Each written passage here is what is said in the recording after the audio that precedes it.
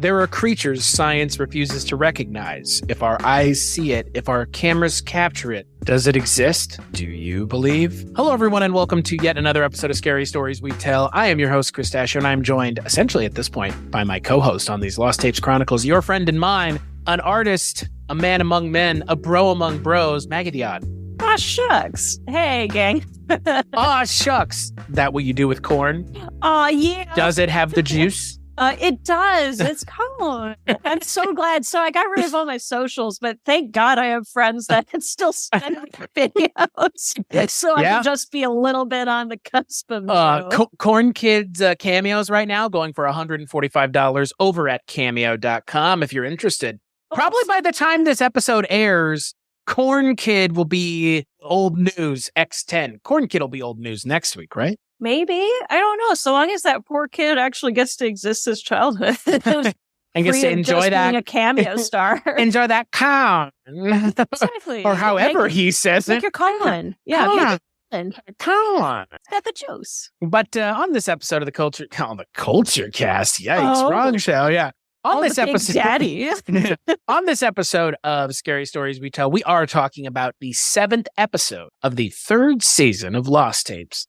That episode is titled Wendigo, American Cannibal. Whoa, Wendigo : sounds terrible. Wendigo in and of itself. Well, if you might meet a Wendigo, you may end up in its colon. Yeah, very much so. Yeah, so this episode aired October 19th, 2010, about 12 years ago. And it is all about the Wendigo. Wendigo being it's kind of like a skinwalker in a lot of ways. It is a mythical Native American indigenous people creature that invokes feelings of greed and hunger, and it cannibalizes humans. Yep, the classic, Like I said, it's kind of like a skinwalker. It has to do, you are cursed as a skinwalker because you're practicing black magic.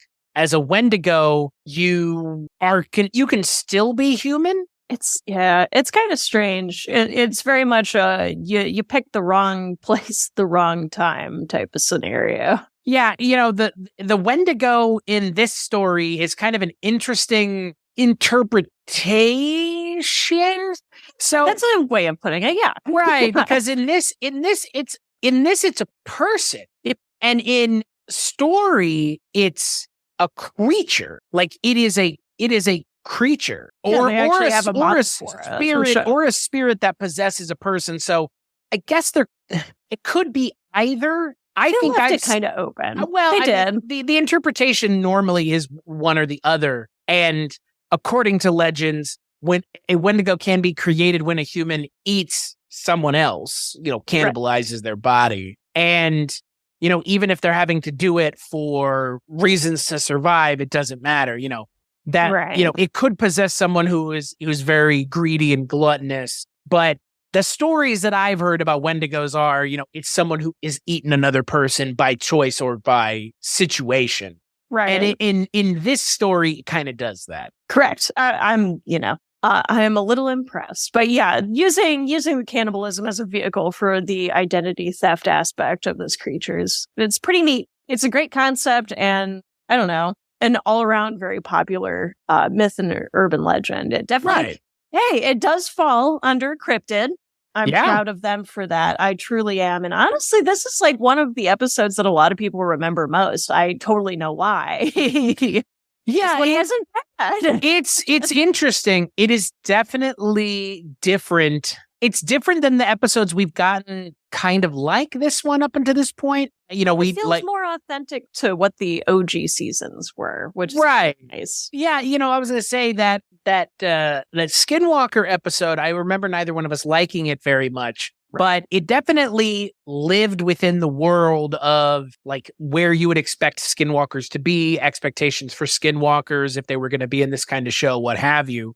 Yeah. I would agree. This episode kind of really traffics in what my expectations are for this kind of episode about Wendigos. And it's a pretty generic setup. Some college kids go out into the woods in the Appalachians. They get lost. One of them eats something and becomes a Wendigo and then starts eating the rest of them. And then 3 people through a search party shows up looking for them. So there's two pieces of footage. There's the footage from the initial people who get lost, and then there's the footage from the people who come to save them. Spoilers, everybody dies.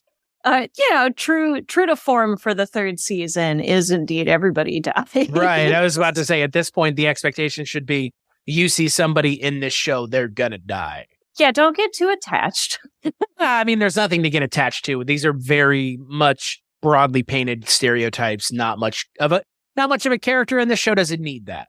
Truth. Yeah, especially for how the writing goes with some of these. But I will say, like, this one, it was very tropey. It was very predictable. But what I will say is they leaned into it in all the right ways that you should, considering, like, they still stuck to their guns on the cold open, quote unquote, by having the first chunk of footage, like you were saying, is having, like, the OG squad and what happened there. And then it picks up with, like, it seemed like Park Ranger was, like, the not Enigma Corporation. No. I think they fucking forgot about Enigma Corporation. We're in the last 4 episodes, and we've only, like, in season 3, we only had, like, 3 Enigma Corp episodes? So far? Right. Yeah, I think so. Yeah. Yeah. So I guess that's just kind of like we tried. We forgot. Who cares? They were so incompetent that every single one of them died because duh.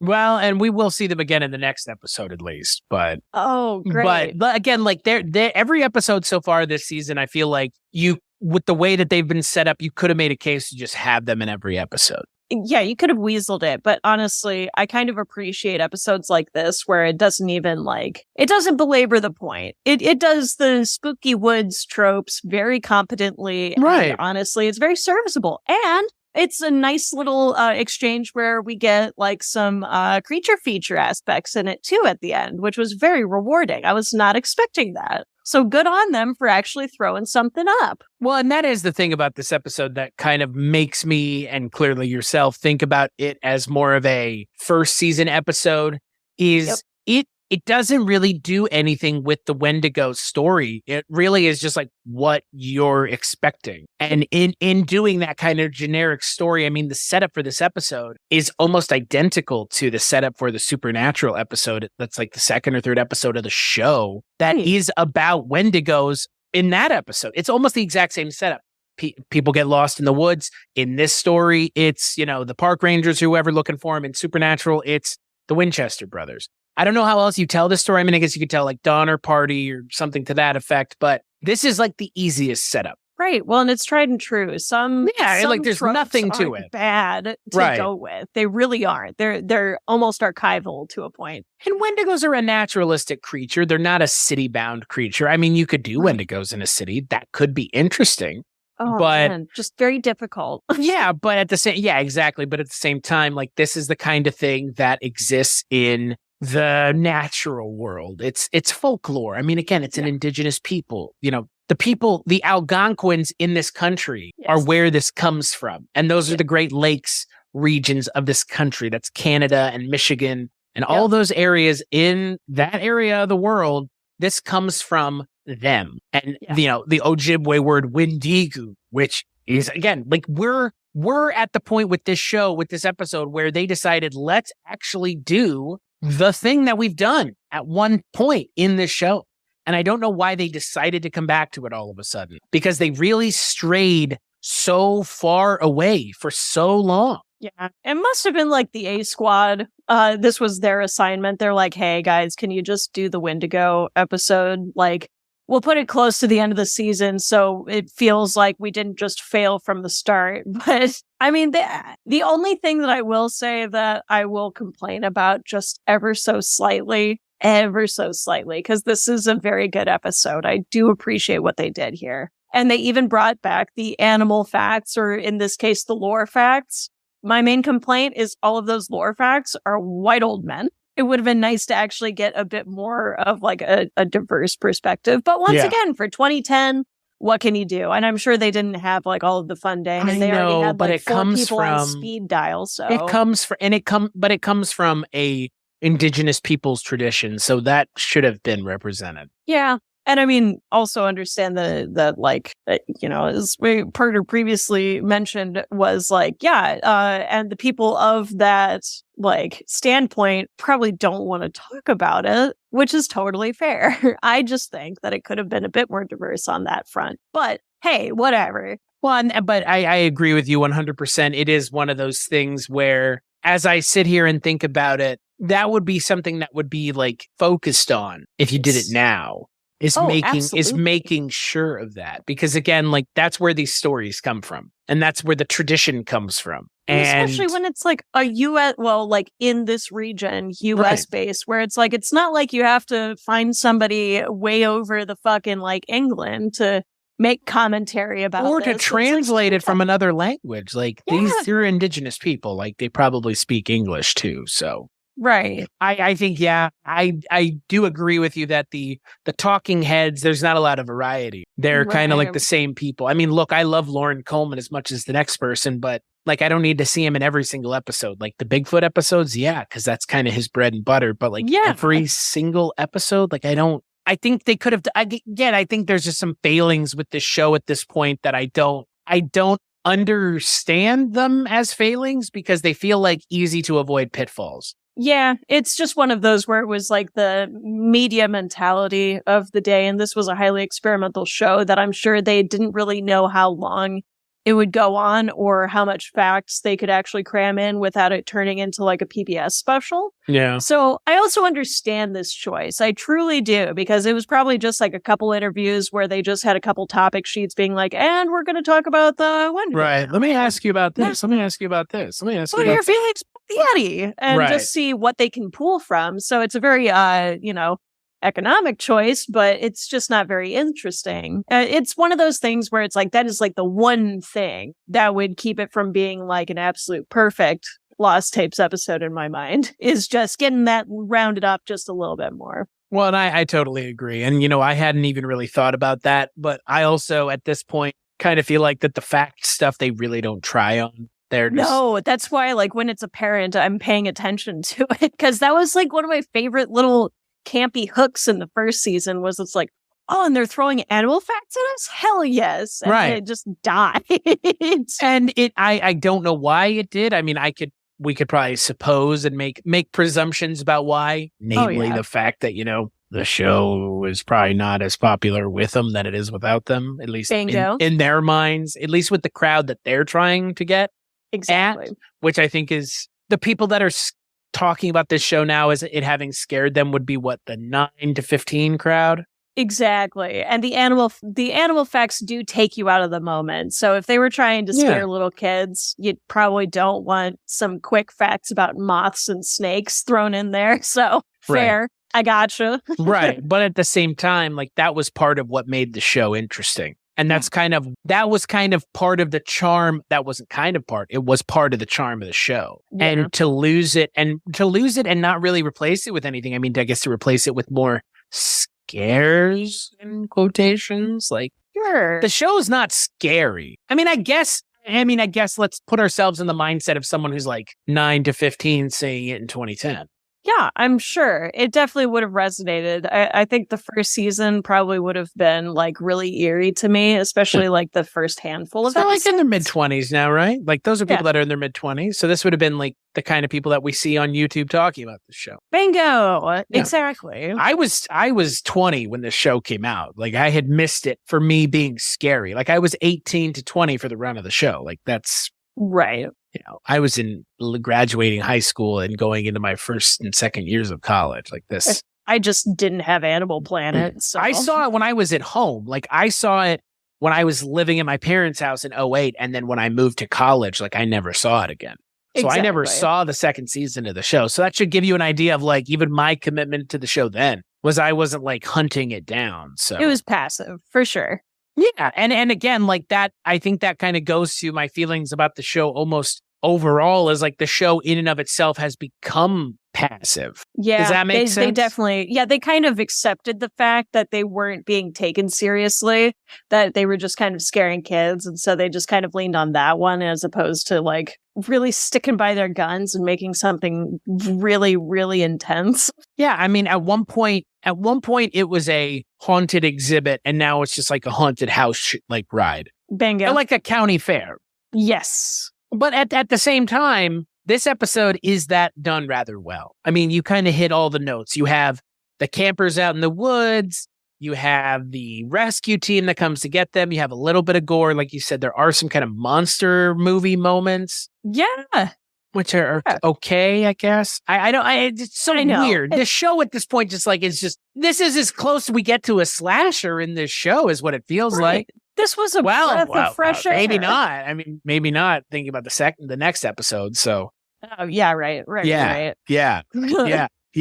I don't know. It's weird. Like this episode in my mind, would this episode jive in the first season of the show, really? Like, would it feel out of place? Because I kind of feel like it would. First season of the show was so tonally flat and stylistically flat. And there's a little bit of style going on here. Oh, definitely. Like the whole thing with the camera like hanging upside down and it's going around in a circle. Like, I don't know who directed this episode. They did outside of the group of people that they had directing the show to begin with. Because my God, like somebody actually gave a shit all of a sudden. They were having a lot of fun with this one. And I say I don't know who directed it. You know why? Because there's actually no directors credited on IMDb, so I can't give credit. No, I can't give credit to who directed it. But the fact that there's actually something kind of strangely stylistic going on in this episode, I applaud it immensely because I was just like, for sure, where did this come from? Yeah, this was like one of the few episodes where I'm like, oh, it's Wendigo. I know how the popular creatures get treated, so whatever. Right. I'm just gonna put this on while I'm sanding at work, and then I like had to stop and like watch it every now and then, being like, holy shit, they're doing a great job. Well, and that's the thing about this episode is they actually, again, by really leaning on, and again, it's not like we don't know what the Wendigo is. It's just a cannibal. I mean, Jesus Christ. Yeah. And they don't over-explain it. Right. Which is really pleasant. Right. I mean, they even use the Wendigo in Hannibal a lot. Yes. I guess, is that the first or second season? The thing where he's like, it's Hannibal in a suit with the antlers and he's like black. Yeah. I mean, they use the Wendigo in that show to really good effect. And it's nice to see this show kind of using it to good effect too. Because outside of this, Supernatural and that, like, I don't. The movie that recently came out, I forget the name of it. Is it Wrong Turn? No, I know what you're talking about. Yeah, I got asked to go as a date, but I can't because I pass out at theaters if they're too gory or flashy. So I guess Until Dawn has Wendigos, the PS4 game with Rami Malek. Have you played that? No kidding. No, I haven't. But I like to try and keep up on games as they come out, even if I don't have the shit. Yeah. Again, like Wendigos for me aren't something that I really, it's not that I don't care about, but I think the way that I've seen them all the times that I've seen them in things, it feels so kind of one note.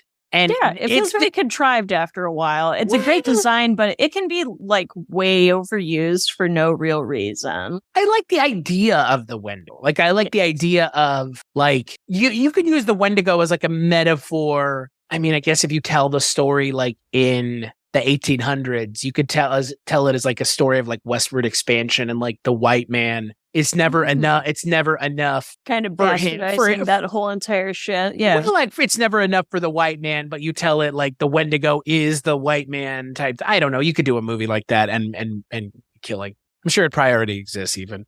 But I mean, I'm sure it does already exist, but like you could use the Wendigo to represent stuff, which I appreciate. I mean, yeah, it's just, this is a very like straightforward retelling of a Wendigo story. People get lost in the woods. They don't have any food. They have to eat whatever. Never explained what he eats. So see, now I got my Wendigo movie story. So since it's near like the Great Lakes area, and there's always those accounts where people are like adrift after their boat crashes, and then it comes down to the whole cannibalism thing. What if it was a Wendigo on a raft after a shipwreck? That's how I would do it. I mean, again, like there's this. Keep it fresh. Well, I don't know if that really abides by law, but it's kind of like the thing on a raft. Well, but that's the thing about Wendigos that I really appreciate is you could transpose it elsewhere and like take that idea. I mean, again, Hannibal used it. So, that's not like. Especially for like heavy symbolism and shit like that. Right. Absolutely. Exactly. It's so choice. Yeah, exactly. And that's kind of what I'm driving at. It's like the Wendigo almost is better as like representative of something than just like telling it as the story. Oh, yeah. Telling it flatly is just like, it's just a creature. I mean, the design of the creature is cool. It kind of, at least in this, it has the head, the skull as a head, which is cool. Cool to look at. Yeah. With the antlers? Hell yeah. Yeah, with the antlers and the skull. It's cool. I mean, I've seen it represented as kind of like a big deer creature before, but I like this.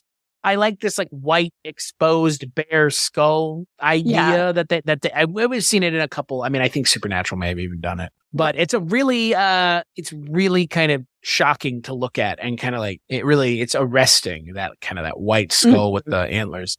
Especially if you're coming across it in the dead ass night in like, the forest. It's like, oh, it's just a little deer guy. And it's like, oh, never mind. I think the thing that cracks me up though is the characters have to act as dumb as possible to die. Oh, yeah. Like beyond dumb. Beyond dumb. Like aggressively dumb. Yeah. Like, I'm going to leave you and I'll be right back. He hasn't come back in like 30 minutes. Where is he? I'm going to go find him. As you hear him like being crunched up and murdered out in the woods. Like, what the actual fuck is going on here? Come on, guys. Seriously? Oh, we better check it out. No. Yeah. Again, like, that's where the show's kind of weak writing comes in, is that it's like you have the characters being like aggressively idiotic. So not a fan of that because, again, the show traffics in all kinds of other problematic stuff, like really kind of scraping the bottom of the barrel and going like, oh yeah, now we have these like moron characters on top of everything else. Like, come on. And I guess you could have bypassed that because if I were to redo this episode and just give like a little tiny scooch, I would kind of ditch like the other two people in the second sweep. I would just have a park ranger that has to do their rounds at night to make sure that everybody's cleared the parks. And then no matter what, like they know kids went missing, they have to check out this spot. They run into the Wendigo at one point in time and maybe they get away, but they have to keep doing their rounds. So, it's like a late phases thing in my mind. Well, they just wanted more bodies, more gore. And like, I don't even think it's not even really good gore. I mean, no, it's all right. It just wasn't anything spectacular. They reused the same shot essentially twice of the Wendigo killing someone with the axe. They show it twice, like the exact same, like, like, okay. Cool. Like, it wasn't scary either time. So no, it wasn't. Yeah. The scariest part of the episode is when there's that camera doing that circle and you see the woman and the Wendigo fighting. And it's like, okay, like I can finally like see something happening. And then it's like 2 seconds, not even. Oh yeah. They didn't want to expose too much, but boy, that was a good 2 seconds. Well, I think, overall, this is probably the best episode of this season so far for me. Oh, for the season? Absolutely. Yeah. Oh, fuck yeah. Are you kidding me? It's really this good. One I will remember. Yeah. And everybody dies at the end. And it makes sense. Yeah. Right? Yeah. I mean, once again, I'll always roll my eyes at the fact that so far I don't think anybody in this season has survived. But that's fine. Mm-hmm. Like maybe one? I think the people that survived... the only people that survived were the Enigma Corp people in Zombies and Strigoi, because those are the same people from episode to episode, and then they come back in the Quetzalcoatl episode. That's the same people? Yeah, which is like funny because like they don't even really make a big deal out of it in any of the episodes. Yeah, I was about to say. But you had to like, I looked it up. I Googled it and I was like, oh, that's the same people. Okay. Because they like look, they look very similar. Well, and the names sound the same. They're like those like cheese ball as like Xander Mooney and Tobin Farsight Gazer. Right. I remember Mooney just because I think of Killer Clowns every fucking time. Yeah. That won't make a dummy out of me. But yeah, the lack of the Enigma Corporation still makes very little sense to me here. It's unnecessary. Like just is. If you have them in the show, add them in. If you got them, use them. Right, exactly. Yeah, and in regards to the Wendigo itself, I think, for me, it's more interesting as kind of because people can be Wendigo. You can have Wendigo syndrome, or Wendigo psychosis, which is like you think you need to eat people, right? Yeah. So, like, I think that's more interesting. It's like vampirism, though, right? Like, I guess it would be synonymous to a degree, but that would definitely feed into the Animal Planet aspect of it that I love so much. Well, that's the thing. Like Wendigo, the idea of the Wendigo is like a cannibal, but it's like a mystical cannibal, at least if you're talking about the human possessed by a spirit. In this, it's kind of both. It's the human possessed by the spirit, but that person becomes the Wendigo creature that we know. Right. So I like Wendigo more as like an idea, as like allegorical, probably. I think that's more interesting. Thing. Yeah. I mean, you can only do this fucking idea so many times. People get lost in the woods and have to fight the Wendigo. Right. And one of them becomes the Wendigo. Like you can't, you have to be able to do more than that with the premise because, well, that's the easiest route to go, obviously, given how many people do it. Just, I think you could serve the narrative better by not doing that. Yeah, that's fair. It's good to have like an alternate either way. Right. Can you imagine if every single vampire story was somebody having to go to a castle? Yeah. Or zombies. It's always have to be like Haitian zombies or something like that. For me, it's like the Wendigo, like there's not enough variety with the Wendigo story in and of itself. At least not the ways it's been told that I've seen. I mean, maybe I'm missing out on all this Wendigo content out there in the world, but the things that I've seen all feel very samey. Like even the video game that I was talking about, it's like kids in the woods. Yep. Like it's no different than any of this. Like it's always somebody in the woods, and then in one of the stories somebody becomes a Wendigo, and in the other ones it's just everybody fighting the Wendigo together. So yeah, I don't know. I think this episode works almost in spite of what they're talking about. I could see that, sure. It's okay. Just wish there was just a little bit more, but honestly, they worked with what they had. And I think because it was such a simple structure that they could follow, that's probably why it was so successful. It works for everybody else for a reason, because it's super easy and there's not much that one needs to do to land a kids go into the woods and die episode. Like exactly. It's like I hope not.